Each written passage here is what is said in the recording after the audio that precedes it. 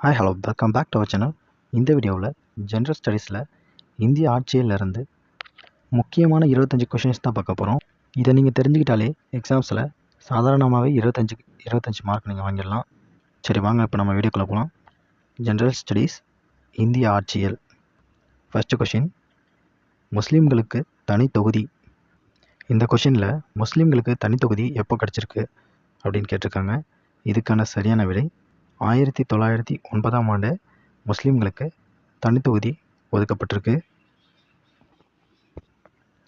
இரண்டாவது கொஷின், வைஸ்ராயின் ஆலோசனை குழுவில் இடம்பெற்ற முதல் இந்திய உறுப்பினர் யார்?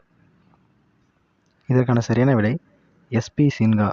எஸ்பி சின்ஹா அவர்கள் தான் ஆலோசனை குழுவில் இடம்பெற்ற முதல் இந்திய உறுப்பினர். மூன்றாவது கேள்வி, எந்த கமிஷனில் இந்திய உறுப்பினர்கள் இல்லாததால் புறக்கணிக்கப்பட்டது? அதாவது இந்தியர்களால் எந்த கமிஷனில் இந்திய உறுப்பினர் இல்லாததால் புறக்கணிக்கப்பட்டதுன்னு கேட்டிருக்காங்க. இதற்கான சரியான விடை சைமன் கமிஷன். ஸோ இந்த சைமன் கமிஷனில் இந்தியர் இல்லாததால் இந்த கமிஷனை இந்தியர்கள் எல்லாரும் புறக்கணிச்சிருக்காங்க. நான்காவது கேள்வி, இந்தியர்களுக்கு அரசியலமைப்பு சட்டம் எழுதும் ஆற்றல் இல்லை என்று கூறியவர் யார்? லார்ட் ஃபெர்ஹானூட். இவர் தான் இந்தியர்களுக்கு அரசியலமைப்பு சட்டம் எழுதும் ஆற்றல் இல்லைன்னு சொன்னவர்.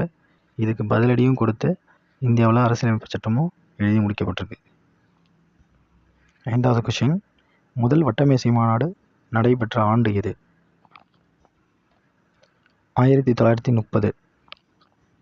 இந்த வட்டமேசை மாநாடு 1930 லண்டனில் பிரிட்டிஷ் கவர்மெண்ட்டோடைய இன்விடேஷன் பேரில் இந்தியாவிலேருந்து சில முக்கிய தலைவர்களோட இந்தியாவுடைய அரசியலமைப்பு, இந்தியாவோட சட்டத்திட்டங்கள், இன்னும் பல முக்கியமான அதிகாரங்களை பற்றி நடத்தப்பட்ட பேச்சுவார்த்தை. இது 3 பிரிவாக நடந்தது. முதல் வட்டமேசை மாநாடு, 2ஆம் வட்டமேசை மாநாடு, 3ஆம் வட்டமேசை மாநாடு. முதல் வட்டமேசை மாநாடு 1930 நடந்தது. 2ஆம் வட்டமேசை மாநாடு 1931. 3ஆம் வட்டமேசை மாநாடு 1932. ஆறாவது கேள்வி, மெக்டொனால்ட் விருது இந்துக்களை பிரிக்கும் முயற்சி என்று கூறியவர் யார்?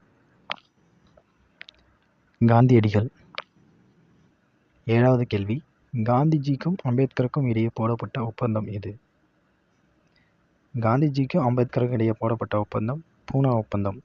எட்டாவது கேள்வி, ஆகஸ்ட் அறிக்கை வெளியிடப்பட்ட ஆண்டு எது?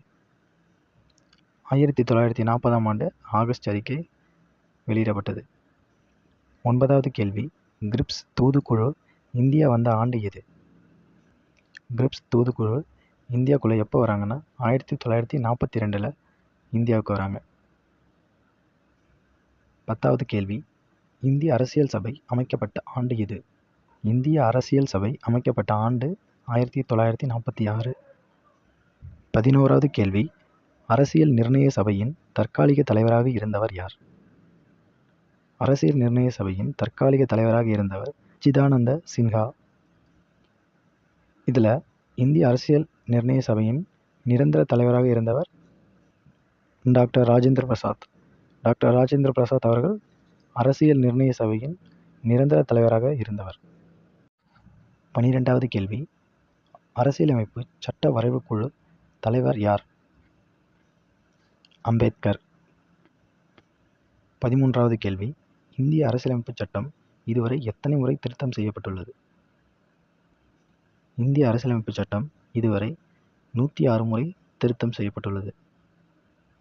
இந்திய அரசியலமைப்பு சட்டத்தோட முதல் திருத்தம் எப்போ செய்யப்பட்டதுன்னா 1951ஆம் ஆண்டு முதல் திருத்தம் செய்யப்பட்டது. எதுக்காகன்னு பார்த்தீங்கன்னா, அரசியலமைப்பில் அடிப்படை உரிமைகளில் சில மாற்றம் செய்கிறதுக்காக 1951ஆம் ஆண்டு முதல் திருத்தம் செய்யப்பட்டது. 14வது கொஷின், இந்திய அரசியலமைப்பு சட்டம் எத்தனை பிரிவுகளை கொண்டது? இந்திய அரசியலமைப்பு சட்டம் 395 பிரிவுகளை கொண்டது. 15வது கொஷின், மாநிலங்களின் சுயேட்சை ஆட்சி மேற்கொள்ளப்பட்ட ஆண்டு? மாநிலங்களில் தங்களுடைய ஆட்சியும் அதிகாரத்தையும் எப்போ பின்பற்றினாங்கன்னா 1935ஆம் ஆண்டு. 16வது கொஷின், இந்திய அரசியலமைப்பு சட்டத்தில் அவசர நிலை பிரகடனம் எந்த பகுதியில் இடம்பெற்றுள்ளது? இந்திய அரசியலமைப்பு சட்டத்தில் அவசர நிலை பிரகடனம் பகுதி 18 தான் இடம்பெற்றிருக்கு. 17வது கொஷின், இந்தியா முதல் பிரதமர் யார்? இந்தியா சுதந்திரம் அடைஞ்ச பிறகு முதல் பிரதமராக இருந்தது ஜவஹர்லால் நேரு அவர்கள் தான். ஜவஹர்லால் நேரு இந்தியாவோட முதல் பிரதமர். 18வது கேள்வி, தாஷ்கண்ட் ஒப்பந்தத்தில் கையெழுத்திட்டவர் யார்? லால் பகதூர் சாஸ்திரி. 19வது கேள்வி, இந்தியா மற்றும் பாகிஸ்தானின் உயரிய விருது பெற்றவர் யார்? ஸோ இந்தியா மற்றும் பாகிஸ்தான் இந்த 2 நாடுகளுக்கு இடையே உயரிய விருது பெற்றவர் யாருன்னா மோரார்ஜி தேசாய். இவர் தான் இந்தியாவிட்ட இருந்தும் பாகிஸ்தான்கிட்ட இருந்தும் மிக உயரிய விருது பெற்றிருக்காங்க. 20வது கேள்வி, இன்சைடர் என்ற வாழ்க்கை வரலாற்று புத்தகத்தை எழுதியவர் யார்?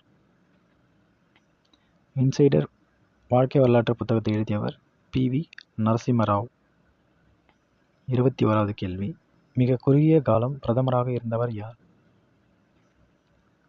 மிக குறுகிய காலம் பிரதமராக இருந்தவர் சந்திரசேகர். 22வது கேள்வி, இந்தியாவின் முதல் அணுகுண்டு சோதனை நடந்தபோது பிரதமராக இருந்தவர் யார்? இந்தியாவில் 1974 மே 18 அன்னைக்கு ராஜஸ்தானில் உள்ள பொக்ரானில் முதல் அணுகுண்டு சோதனை நடத்தப்பட்டது. அப்போதைய பிரதமராக இருந்தது இந்திரா காந்தி அவர்கள் தான்.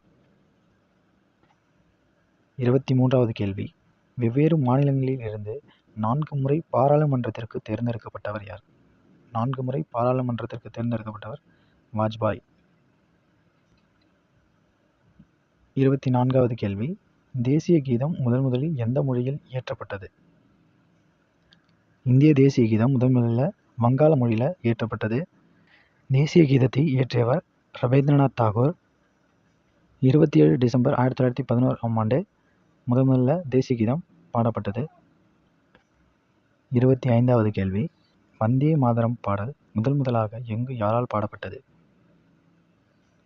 வந்தே மாதரம் பாடல் முதலாக கல்கத்தாவில் ரவீந்திரநாத் தாகூரால் பாடப்பட்டது. இந்த பாடல் அப்போதைக்கு உணர்ச்சிமிக்க விடுதலை போராட்டத்தை தூண்டும் பாடலாக இருந்தது. ஸோ இந்த எல்லா கொஷினுமே இந்த டாப்பிக்கில் ரொம்ப ஒரு முக்கியமான கொஷின். இந்த கொஷின்ஸ் கண்டிப்பாக தேர்வில் கேட்கப்படுறதுக்கு நிறைய வாய்ப்பு இருக்குது. இந்த கொஷின்ஸை மறக்காமல் தெரிஞ்சு வச்சுக்கோங்க. தேங்க்ஸ் ஃபார் வாட்சிங்.